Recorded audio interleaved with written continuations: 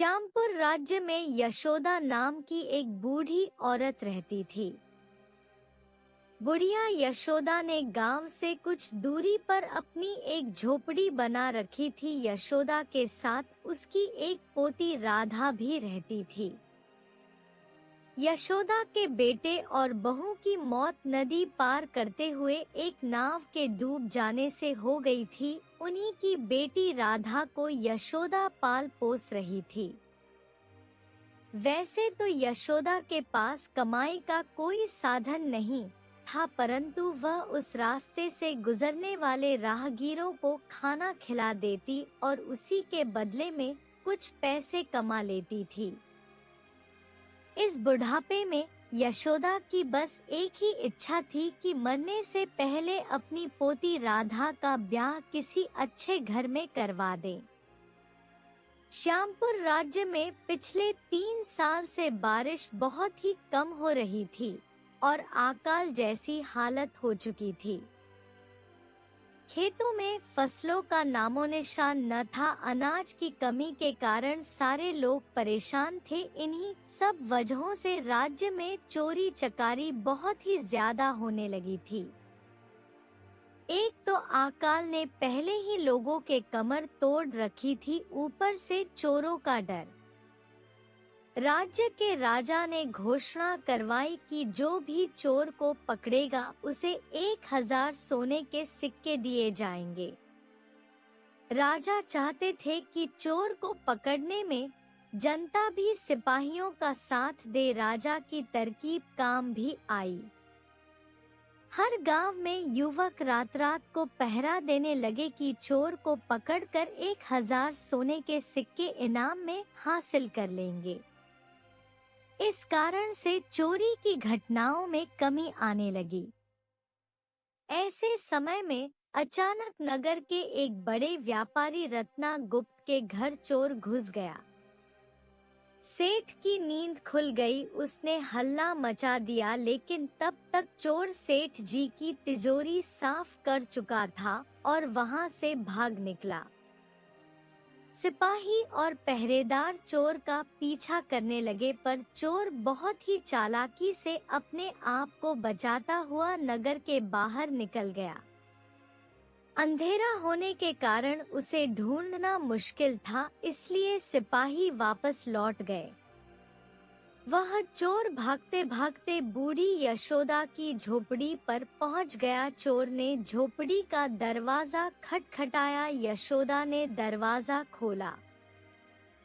चोर ने कहा, बुढ़िया, एक काम से शहर जा रहा हूँ, रात हो गई है, अब अंधेरे में कहाँ जाऊँगा, इसलिए मैं यहाँ पर रुकूंगा। तुम मेरे खाने का इंतजाम कर दो, इसके बदले में मैं तुम्हें 10 सोने के सिक्के दूंगा। यशोदा मान गई। उसने चोर के लिए भोजन का इंतजाम किया।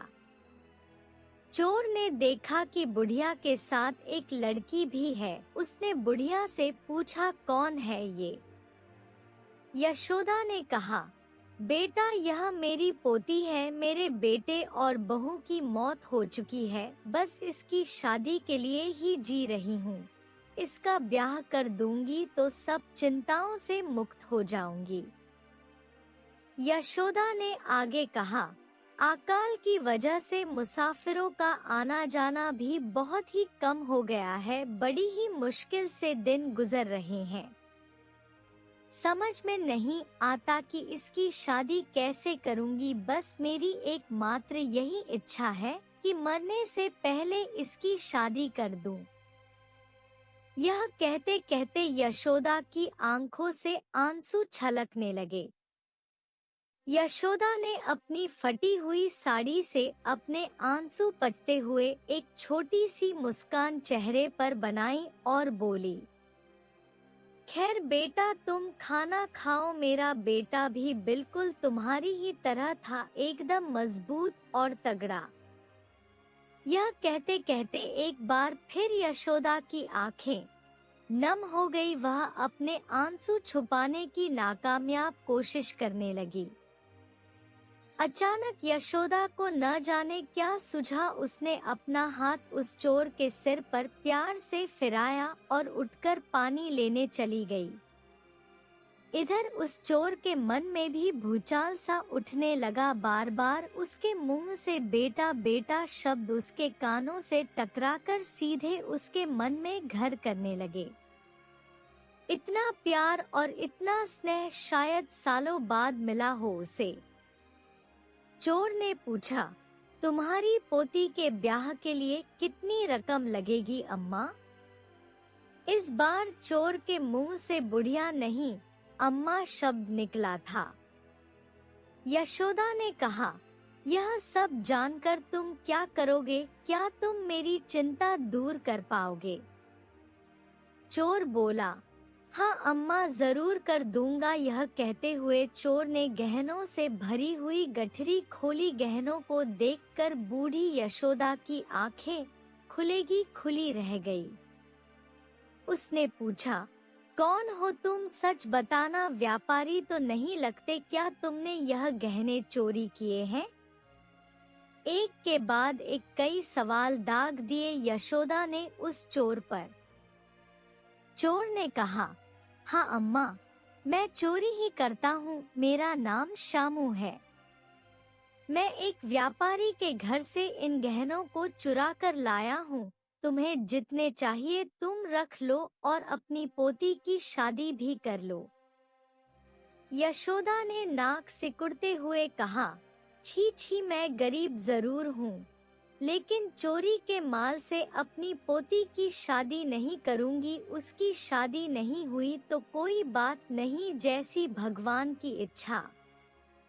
यह बोलते बोलते यशोदा को गुस्सा आ गया।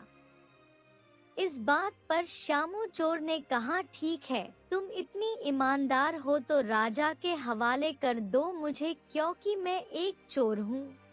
तो राजा तुम्हें 1000 सोने के सिक्के देगा और उससे तुम अपनी पोती की शादी कर लेना। चोर ने आगे कहा, पता नहीं क्यों तुम्हारी मदद करने का मन करता है मेरा। यशोदा थोड़ी देर तक चुप रही, वह सोच में पड़ गई। फिर उसने श्यामू चोर को राजा को सौंपने का निर्णय ले लिया। दूसरे ही दिन वह चोर को सौंपने के लिए राजा के पास पहुंच गई और गहनों से भरी हुई गठरी भी राजा को सौंप दी। राजा के हुक्म पर सिपाहियों ने श्यामू को गिरफ्तार कर लिया और बुढ़िया यशोदा को 1000 सोने के सिक्के भी दिए। तब यशोदा ने कहा, हजूर, मुझे यह 1000 सोने के सिक्के नहीं चाहिए, मुझे इसके बदले में आप एक भेंट दे दीजिए। राजा ने पूछा, कहो क्या चाहती हो तुम? तब यशोदा ने कहा, हजूर, जिस शामू चोर को आपने कैद किया है उसे माफ कर दीजिए और छोड़ दीजिए, वही मुझे दे दीजिए, वही मेरी भेंट होगी। राजा ने हैरानी से कहा, चोर को छोड़ दूं, माफ कर दूं, उसे तुम्हें क्या लाभ होगा? बुढ़िया ने कहा, शामू चोर है लेकिन एक अच्छा इंसान है, मैं उसे पकड़कर आपके हवाले नहीं लाई हूँ, बल्कि वह खुद आया है। फिर बुढ़िया ने राजा को सारी बात बता दी जो पिछली रात को उसकी झोपड़ी में हुई थी। राजा ने श्यामू की तरफ देखा और कहा, बुढ़िया की इच्छा है कि मैं तुम्हें छोड़ दूं, पर मैं जानना चाहता हूँ कि तुम चोर होकर भी इसकी सहायता क्यों करना चाहते हो। श्यामू चोर ने कहा, माए बाप, मैं हमेशा से चोर नहीं था, पिछले 3 साल से राज्य में अकाल है। बीमारी की वजह से मेरी माँ की मृत्यु हो गई तो सौतेली माँ ने मुझे घर से निकाल दिया। एक दिन भूख को सहन नहीं कर पाया तो हलवाई की दुकान से मिठाई चुराकर भागा। भागते भागते मैंने मिठाई तो खा ली और अपनी भूख को मिटा लिया, लेकिन साथ ही लोगों ने बहुत पिटाई भी की। बस तब से जो चोरी करना शुरू हुआ तो आज ही जाकर थमा हूँ। यह बोलते बोलते श्यामू चोर की आंखों में आंसू टपकने लगे और उसने बोलना जारी रखा।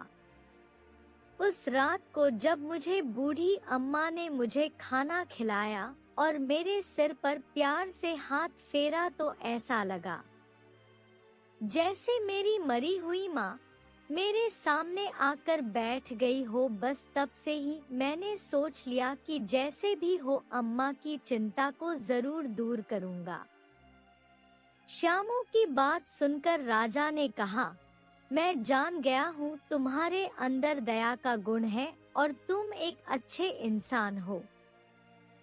अगर तुम दोबारा चोरी ना करने का वचन दो तो मैं तुम्हें क्षमा भी कर दूंगा और अपने राजमहल में एक नौकरी भी दे दूंगा।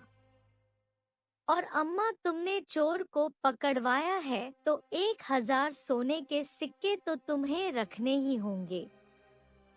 इस तरह से चोर और बुढ़िया दोनों की ही समस्या का हल हो गया। यशोदा ने अपनी पोती की शादी श्यामू से करवा दी। इसके बाद वह सभी सुख चैन से उस गांव में रहने लगे। तो दोस्तों, इसी तरह की इंटरेस्टिंग स्टोरी देखने के लिए आप चैनल को सब्सक्राइब कर लीजिए और वीडियो पर लाइक और कमेंट करना बिल्कुल मत भूलिएगा।